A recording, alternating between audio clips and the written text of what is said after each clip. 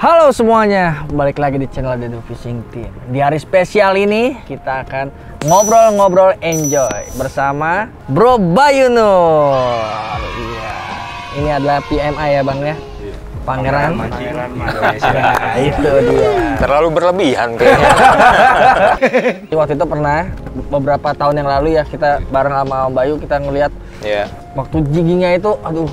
Bikin merinding bro, bener-bener. Jadi kita pengen meneruskan ya, karena kita kalau jigging kan jigongan mulu. Cuman sempat berhasil sama Om Dudit. Cuman pernah kita coba lagi Om di sebuah pulau di utara sana. Cuman hasilnya ternyata nggak berpotensi. Mungkin ada beberapa hal yang masih harus digali lagi. Nah, makanya waktu itu terpikirkan, oh iya. Kita ngobrol-ngobrol sama Om Bayu nih. Iya, yang ilmu perjiggingannya itu udah penuh irama kayak maestro. Iya. Gila kali ya. Tapi sebelum itu kita mau tanya-tanya dulu tentang Om Bayu. Iya. Kalau Om Bayu itu pertama kali mancing tuh kapan sih Om? Kalau pertama kali mancing serius atau mancing yang kalau dari kecil memang pernah suka mancing tapi nggak serius kan. Ya masih kecil kan kadang-kadang kita suka mancing bareng temen-temen. Itu pernah di rawa, di sungai. Tapi kalau mancing serius ya saat mancing di Mancing Mania. Oh, di Mancing Mania iya. Itu. Mancing Mania itu tahun 2006 ya. Berarti saya jadi host itu tahun 2008. 2008. Iya, 2008 akhir. 13 tahun ya? Iya. 13 tahun mancing serius. Tapi saya bingungnya kalau Om Bayu itu bedanya itu dari pemancing yang udah kita ketemu ini. Dia tuh kayak database. Jadi tahu jenis-jenis ikan, udah kayak bumblebee, kecil, besarnya jadi kertang. Ya kan itu gak kepikiran ya. Taunya ya beda aja. Nah itu emang dari awal serius mancing itu belajar terus atau emang dari pengalaman ketemu aja dari orang-orang? Iya, karena saya disuruh menguasai, jadi saya serius, saya belajar. Saya belajar sama semua, ya belajar di buku, belajar sama teman-teman saat mancing. Sampai sekarang masih belajar kok. Gitu. Jadi emang mesti menguasai, artinya nggak di teknik mancing aja, tapi kita tahu karakter ikan makannya seperti apa, sifat ikan seperti apa, gitu. Jadi ya mesti dikuasai. Terus alam juga. Jadi kita kayak belajar biologi, kayak kembali ke sekolah lagi gitu loh. Kayak pasang surut, bulan, segala macem yang berkaitan sama mancing, ya mesti kita pelajarin lagi. Gitu. Semua faktornya benar-benar dipelajari karena berpengaruh ya. Betul, betul. Supaya bisa naikin rasio keberhasilannya. Iya. Karena kalau mancingnya kadang-kadang kan pikirannya kan paling hoki aja gitu kan. Cuma kan teknik juga kan pasti berpengaruh dong Om ya nggak? Sangat berdasarkan. Bukan berdasarkan hoki aja ya? Ya seimbang lah itu. Seimbang ya kalau mancing hoki sama teknik itu seimbang.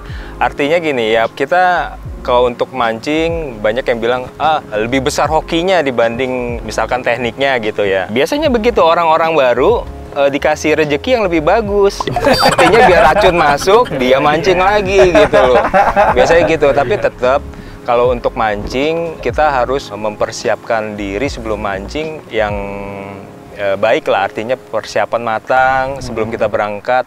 Target yang mau kita pancingin ikan apa, ikan dasar atau ikan pelagis tengah air, terus tekniknya kita mau pakai teknik apa, kita juga mesti persiapan. Itu penting sekali. Karena saat udah di kapal, di tengah laut, kita udah nggak bisa, kalau kehabisan peluru, kalau kita udah kehabisan misalkan apa aja salah satu aksesoris pancing, udah susah kita, gitu. Bener. Tapi kalau dilihat sih Om Bayu ngomong-ngomong ya, Om Bayu itu kayaknya lebih kayak sport fishing ya. Jadi kayaknya kalau mancing menggunakan umpan itu kayak jarang ya. Umpan mati kayak bottom fishing gitu kayaknya jarang ya. Tergantung tekniknya, artinya kayak bottom fishing kayak kita mancing oil fish. Oil fish atau ada yang sebut eskolar. Nah itu mesti pakai umpan, nggak bisa dia pakai metal jig gitu. Jadi saya pernah pancing pakai umpan juga gitu. Cuma kalau rasionya lebih besarnya lebih ke sport fishing ya? Iya, lebih ke sport fishing sih. Lebih seneng kalau saat umpan imitasi kita gerakin seperti umpan hidup, akhirnya disikat sama ikan gitu. Sensasinya di situ ya. Sensasinya di situ. Kelihatan. Kelihatan ya. Badannya ya.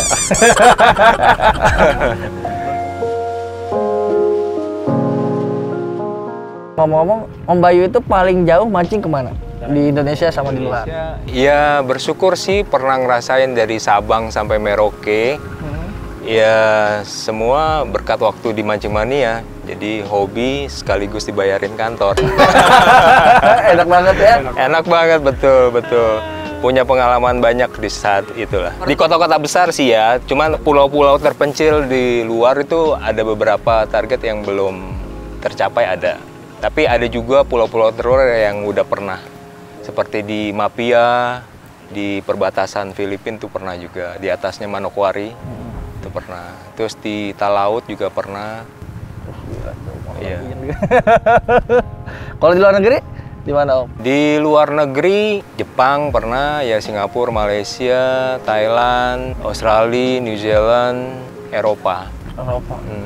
Eropa kemarin Prancis. Paling jauh di Panaitan. Tirta Gadok. Dapat duit. Tapi kalau misalnya Om Bayu udah banyak ngerasain strike ikan ya, yang paling wah ini nih ikan yang berkesan banget nih ini, wah rasanya nih. Dulu pernah mancing di Sabang, di Aceh. Ya itu yang berkesannya saya pernah jigging dapat marlin. Iya, nggak kepikiran gitu bisa, kan biasanya marlin kita mancingnya tekniknya trolling, kalau nggak live bait ya. Nah, ini saya jigging, terus tiba-tiba saya jig, udah gitu disikat. Bukannya dia turun ke bawah, dia malah naik ke atas. Ditariknya panjang banget, tiba-tiba saya kayak contohnya di sini, di buritan ya, di belakang. Saya muter, ditarik sampai ke depan. Saya muter sampai ke depan lagi. Dia lompat. Nah, pas dia lompat itu kelihatan bentuknya kan. Wah, marlin. Wah, langsung gulung cepat. Untungnya kita drifting. Akhirnya kapten nyalain mesin, langsung kejar. Karena benang di reel saya, reel 8000 itu, cuman 300 meter. Saya pakai PE4, leader 80 lips, benang panjang 300 meter. Ya udah akhirnya kejar. Udah mau kelihatan spool, dia stop. Saya gulung lagi, kapal kejar. Dia tarik lagi, mau kelihatan spool lagi, dia stop. Saya gulung lagi. Itu berkali-kali seperti itu.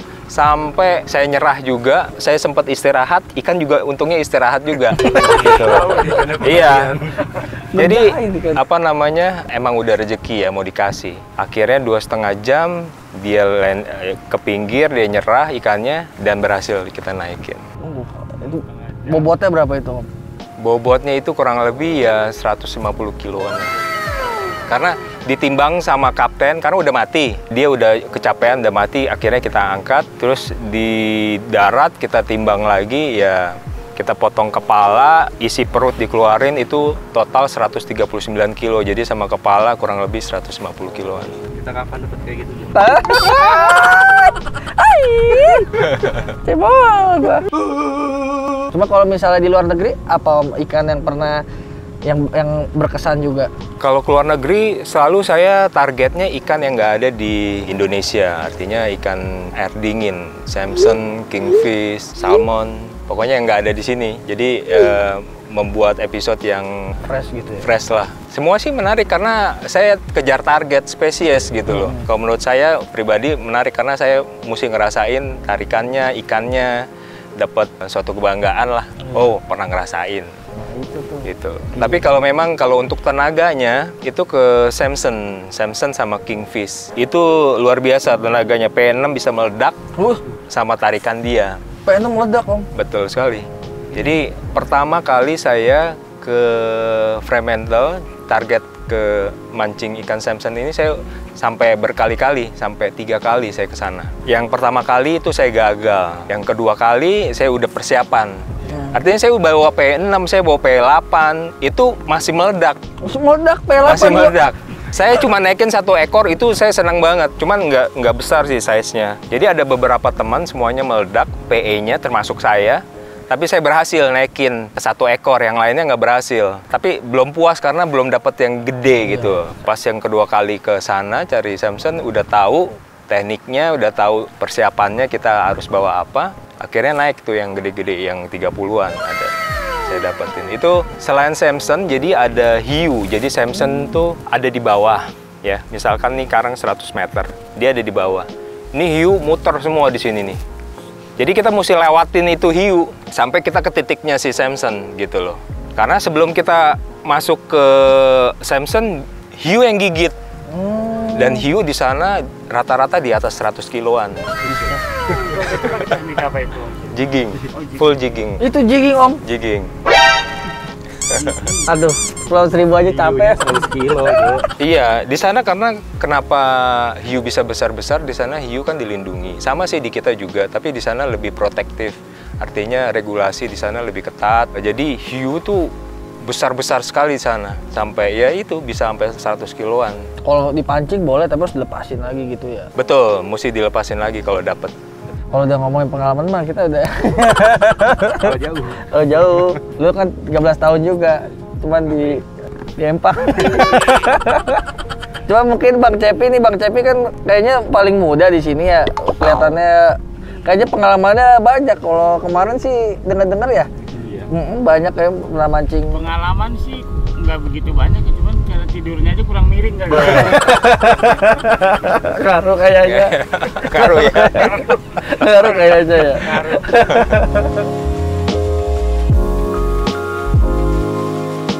Jadi Om Bayu banyak banget ya cerita yang udah kita dengerin ya. Dan sekarang kita ada sesi yang dinanti-nanti yang seperti biasa. Kalau yang kerennya ada Mr. PMI. Apa? Pangeran mancing Indonesia. Kalau sama Om Bayu tuh jigging tuh kayak bermartabat. Jadi kita pas mancing minta diajarin cara. Nah itu makanya ini spesialnya ada Om Bayu tuh begitu. Cuma kalau di sesi ini ada pertanyaan dari netizen yang kita kumpulin.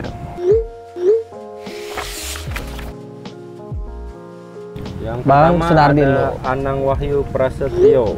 Gimana nih Bang Bayu tips and trick ketika trip jauh supaya kita lebih prepare, nggak riweh sama tackle? Ya itu, pertama yang tadi saya bilang, jadi persiapan yang matang itu kita bisa meningkatkan keberuntungan kita. Jadi selain teknik kita nguasai, persiapan itu penting banget. Karena saat kita di laut kan udah nggak ada toko pancing. Nah itu dia. Metal jig harganya mahal banget kalau tengah laut. Entah yang paling marokol katanya.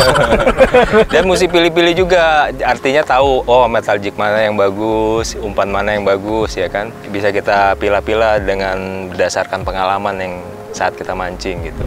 Kalau supaya nggak riwe ya kita targetnya dulu, kita mau tackle-nya bawahnya apa nih, targetnya full jigging atau popping, banyak teknik kan, bottom fishing, trolling ya kan. Jadi ya yang mana yang lebih banyak dipakai itu yang mungkin lebih disiapkan, itu aja sih. Jadi lebih ke spesifik lagi ya. Iya. Apa yang ditargetin ya? Buat siapa itu tadi? Buat Bang Anang ya, Anang Wahyu Prasetyo. Buat Anang Wahyu Prasetyo, pertanyaannya udah dijawab Asik. sama PMI. sama PMI.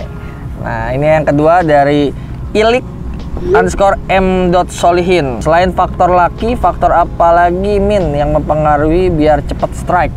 Ya itu, kita mesti kuasai teknik ya. Kalau orang Jepang bilang, karena saya pernah mancing sama orang Jepang juga, Hiramatsu Kei, dia salah satu pemancing pro. Kalau menurut dia itu, teknik itu 70%, 30% itu adalah keberuntungan.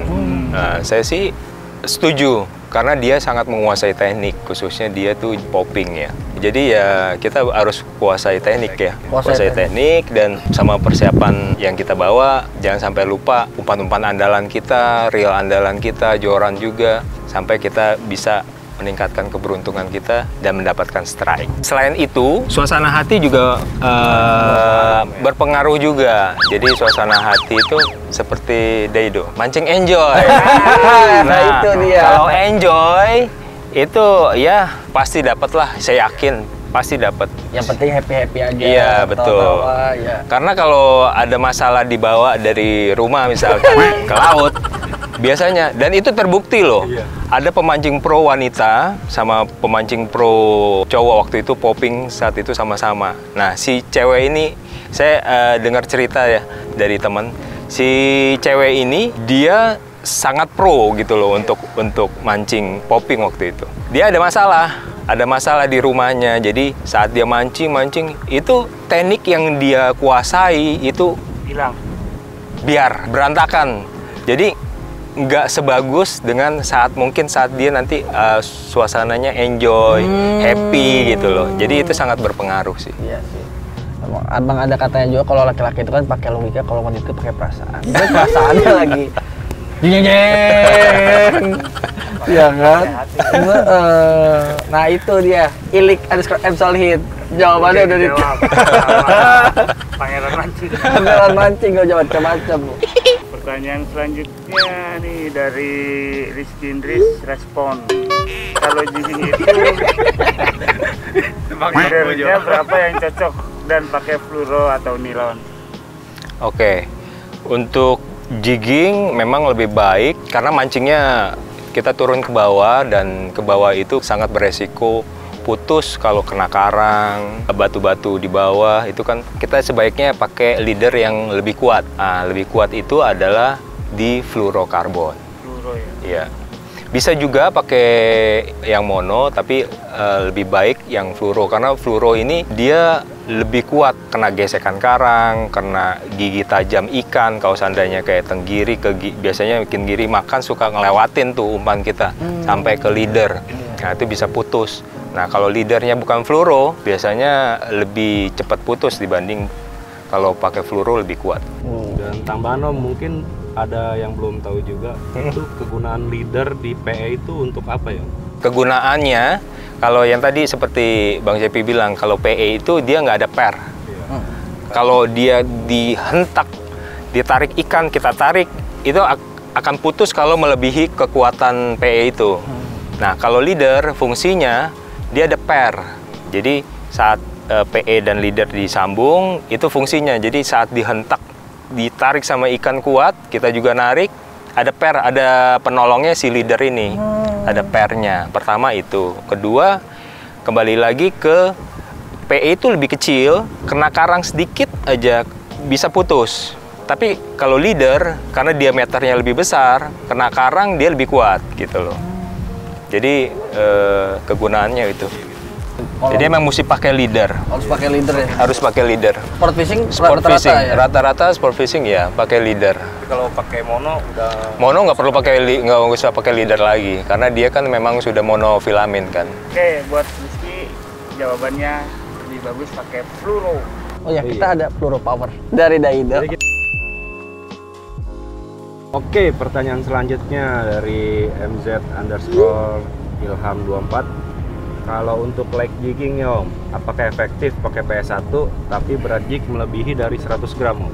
Efektif bisa sih, karena jadi kalau misalkan light jigging kan berpengaruh semua, reel, joran sama PE biasanya harus seimbang, ya kan? Balance tackle. Nah, metal jig ini biasanya lebih berpengaruh ke joran. Ke PE sih dia berpengaruh juga, tapi lebih banyak ke joran. Artinya di joran kan biasanya ada tulisan tuh PE1 misalkan, maksimal comfort lure 100 gram. Kalau seandainya melebihi, dia nggak comfort jorannya, mainnya nggak enak gitu loh. Tapi kalau melebihi itu bisa kita pakai, mungkin bisa sampai setengah atau 2 kalinya atau 3 kalinya. Misalkan 300 gram kita pakai. Bisa, tapi kan joran pasti akan melengkung begini, keberatan kan? Nah, gimana caranya? Nggak boleh high stick. Artinya kita turunin di bawah. Kita main light jig, kita mainnya begini aja, pelan-pelan gitu. Kalau seandainya kita harus pakai 300 gram, arus keras, kita wajib pakai 300 gram, kita nggak bawa joran yang lebih, kita mainnya pelan-pelan aja. Yang penting tendangan si jig sama tip joran kita berasa, dia goyangnya bagus gitu loh. Berasa kan biasanya di tipnya. Itu sih. Jadi sah-sah aja. PS1 melebihi 100 gram metal jig. Tergantung situasi ya Om. Tergantung situasi. Tuh MZ_Ilham24. Pertanyaannya udah dijawab. Nah ini dia. Pertanyaan terakhir, Danuger Wirata. Silakan Bang Cepi, yang terakhir berarti yang paling mudah. Untuk rasio jigging yang direkomen apa nih Om Bayu kira-kira? Jadi memang kalau buat jigging, karena kita kan mancingnya di dasar seperti bottom fishing, mirip-mirip lah, tapi ya kenapa biasanya orang bilang jigging itu lebih berat, karena kita mancingnya kita pakai timah terus kita naik-naikin. Nah, beban yang kita naikin itu ke atas kan berat. Jadi kita mesti pakai rasionya yang rendah. Contohnya rasio rendah tuh kayak mobil lah. Contohnya mobil Jeep ya. Mobil Jeep kan ada 4-wheel drive tuh. Ibaratkan nih mobil sama metal Jeep mau naik ke atas. Kita mesti pakai 4-wheel, mesti pakai 4WD kan. Mesti rasio rendah. Nah, ini rasio rendahnya gitu loh. Jadi pelan tapi enteng.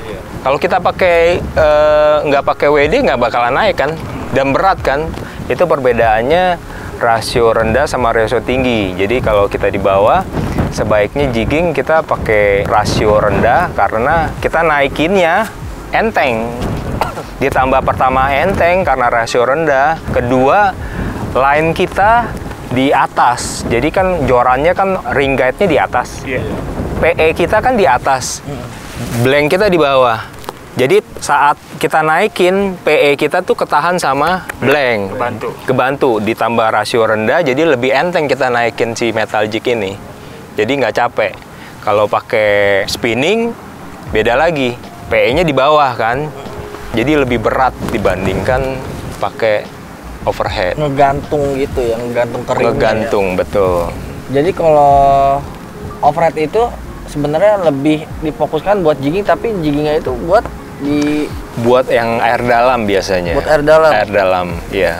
Artinya air dalam karena rasionya rendah, apalagi kita narik di dalam, kalau kita gulung kan berat tuh dari bawah ke atas. Jadi gimana caranya supaya enteng pakai rasio rendah. Oh, kebetulan dong kita Gitu. mau mancing di laut dalam kan ini. Kita juga kayaknya bawa reel OHA. Nah itu dia, kebetulan sekali Pak Bayu. Jadi sekalian kita mau uji coba juga.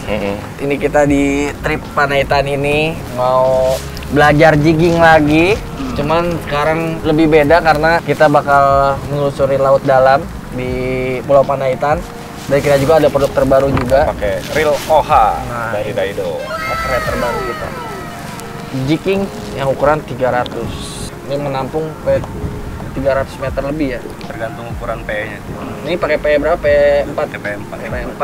300 lebih. Jadi kalau menurut Mas Bayu, ini untuk rasionya gimana kalau untuk Iya, ini kan 4,5 banding 1 ini udah rasio rendah. Jadi memang buat kalau lihat bentuknya juga dia overhead yang wide, lebar, bisa nampung PE banyak.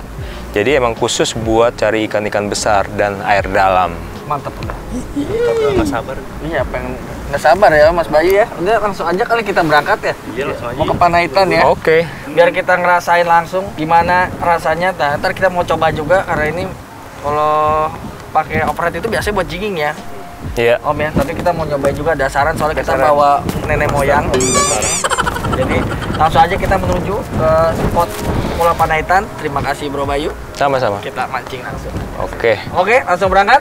Let's go. Saksikan terus di Mancing Enjoy bareng Dedo. Mantul.